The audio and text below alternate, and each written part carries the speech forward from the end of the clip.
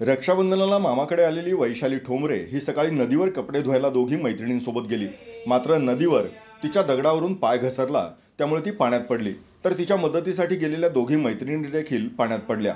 त्यांना वैशालीनं वाचवलं, मात्र ती स्वतः पाण्यातून बाहेर पडू शकली नाही. त्यामुळे तिचा बुडून दुर्दैवी अंत झालाय.